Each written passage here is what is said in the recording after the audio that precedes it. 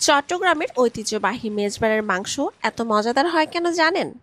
বাবুর্চিদের কিছু সিক্রেট মশলার ব্যবহার আর রান্নার প্রসেস, এই সব কিছু মিলিয়ে মেজবাড়ির মাংস টেস্ট হয়ে ওঠে একদম অসাধারণ। যেহেতু আমি নিজেও চট্টগ্রামের, তাই আজকে এই ভিডিওতে আপনাদের সাথে শেয়ার করব অথেন্টিক মেজবাড়ি মাংস রান্না। আর এই পুরো ভিডিও জুড়ে থাকছে বাবুর্চিদের রান্নার সিক্রেট টিপস অ্যান্ড ট্রিক্স। আসসালামু আলাইকুম, আমি মুনতাহা জামান। আপনারা দেখছেন অ্যাশমন আমেজিং রেসিপি।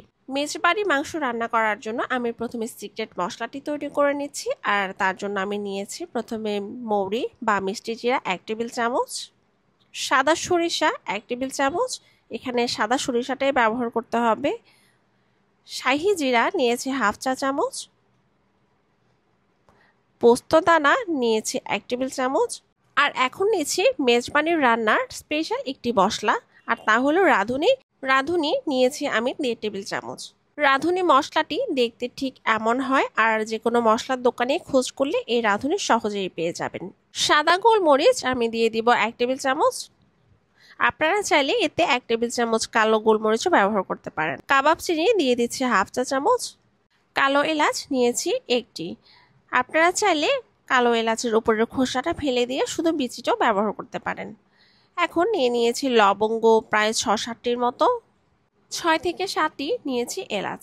এবার এই সবগুলো মশলাকে আমি পাটায় বেটে নিব, কারণ মেজবাড়ির রান্নার মশলাগুলো কিন্তু বাবুর্চিরা পাটায় বেটে ব্যবহার করে, আর এজন্য এইসব মাংসর রান্নার টেস্ট হয় অসাধারণ। আর বাকি যে মশলাগুলো আছে তা আমি স্টেপ বাই স্টেপ ব্যবহার করব। সে পর্যন্ত দেখতে থাকুন আমার এই পুরো ভিডিওটি। মেজবানি মাংস রান্নার ক্ষেত্রে গরুর হাড়, মাংস, চর্বি, কলিজা সবকিছু মিক্স করে ব্যবহার করা হয়।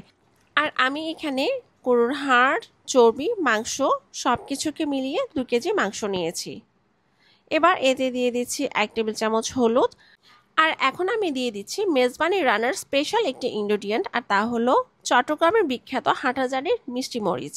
এই মরিচটি লাল হয় কিন্তু ঝাল হয় না, আর মেজবানি রান্নায় সুন্দর একটি কালার আনার জন্য এই হাটহাজারীর মিষ্টি মরিচের গুঁড়া ব্যবহার করা হয়। আর এখন এতে দিয়ে দিচ্ছি জিরার গুঁড়া, ধনিয়ার গুঁড়া টোটাল 3 টেবিল চামচ, রসুন বাটা দিয়ে দিচ্ছি 1 টেবিল চামচ, আদা বাটা দিয়ে দিচ্ছি 2 টেবিল চামচ। এখানে আমি 2 কেজি মাংসের জন্য 2 টেবিল চামচ আদা বাটা ব্যবহার করেছি। আর এখন দিয়ে দিচ্ছি সিক্রেট স্পেশাল মশলা, যেটি আমি আগে পেস্ট করে রেখেছিলাম। এখন দিয়ে দিচ্ছি 1.5 টেবিল চামচ চীনাবাদাম বাটা।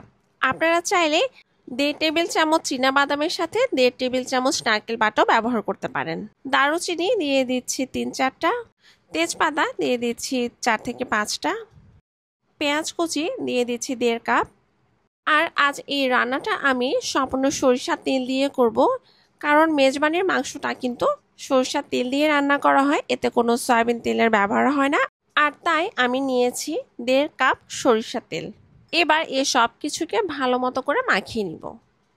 বাবুর্চিরা এমন ছোট ছোট অনেক ট্রিক্স ফলো করে বলেই তাদের রান্নার টেস্ট অ্যান্ড টেক্সচার টোটালি ভিন্ন রকম হয়। আর বাবুর্চিরা এই মেজবানির রান্না লাকড়ির চুলায় তৈরি করে থাকে, আর এই কারণেও মাংসের স্বাদ অনেক গুণ বেড়ে যায়।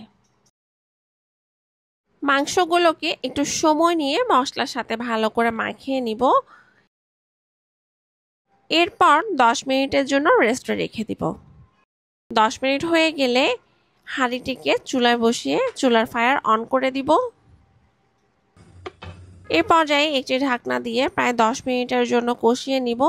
আচ্ছা, একটি টিপস, আপনাদের হাতের কাছে যদি হাটহাজারী লাল মিষ্টি মরিচের গুঁড়া না থাকে, আপনারা সেই ক্ষেত্রে কাশ্মীরি মরিচের গুঁড়াটাও ব্যবহার করতে পারেন। এতে করে মাংসের কালারটা অনেক বেশি সুন্দর হবে। 10 মিনিট পর এই মাংসগুলো থেকে প্রায় অনেক পরিমাণ পানি বেরিয়ে আসবে। এবার আমি এতে পরিমাণ মতো লবণ দিয়ে নিচ্ছি।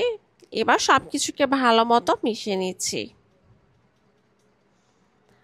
আর এই পানি থেকে কিন্তু মাংস ভালো মতো সিদ্ধ হয়ে যাবে। এখন আবারও ঢাকনা দিয়ে প্রায় 20 মিনিটের মতো মাংসগুলোকে সিদ্ধ করে নিব। এ পর্যায়ে মাংস প্রায় অনেকটা সিদ্ধ হয়ে গেছে। এখন আবার সব কিছুকে একটু ভালো মতো মিশিয়ে নিচ্ছি।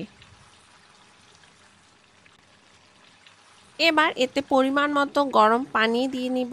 এতে অবশ্যই গরম পানি ব্যবহার করবেন, ঠান্ডা পানি ব্যবহার করবেন না। পানি দেওয়া হয়ে গেলে আমি একটি ঢাকনা দিয়ে ঢেকে দিয়ে এরপর ভালো মতো সিদ্ধ করে নিব, যতক্ষণ না পর্যন্ত মাংসগুলো একদম ভালো মতো সিদ্ধ হয়ে যায়। প্রায় ৪৫ থেকে ৫০ মিনিট পর আমার মাংসগুলো একদম ভালো মতো কুক হয়ে গেছে। আমি এর ফাঁকে কয়েকটি কাঁচামরিচ দিয়ে দিয়েছিলাম। কাঁচামরিচ ব্যবহারের কারণে এর স্বাদ আর ঘ্রাণ দুটোই অনেক গুণ বেড়ে যায়। আর এই মেজবাড়ির মাংস সাদা ভাতের সাথে যে কতটুকু অসাধারণ লাগে তা শুধু চট্টগ্রামের মানুষ ছাড়া আমার মনে হয় অন্য কেউ বুঝতে পারবে না। কারণ চট্টগ্রামের মানুষের কাছে মেজবানের মাংসটি হলো একটি আবেগ। আর এতক্ষণে আমার চট্টগ্রামের ঐতিহ্যবাহী মেজবানের মাংস রান্না ডান। আমি একটি মাটির হাঁড়িতে সার্ভ করে নিয়েছি। দেখুন আমার মেজবানির মাংস দেখতে কতটুকু লোভনীয় মনে হচ্ছে। এই মেজবানি মাংস দেখতে যেমন লোভনীয়, খেতেও তেমন অসাধারণ। একবার আমার এই রেসিপি ফলো করে বাসায় তৈরি করে দেখুন। চট্টগ্রামের ঐতিহ্যবাহী মেজবানির মাংস শুধু মেজবানি নয়, জন্মদিন, গায়ে হলুদ কিংবা আকিকাতেও এই মাংস তৈরি করা হয়। আশা করি আমার এই রেসিপিটি আপনাদের ভালো লেগেছে। যদি ভালো লেগে থাকে তাহলে ফ্রেন্ডস অ্যান্ড ফ্যামিলির সাথে শেয়ার করতে ভুলবেন না।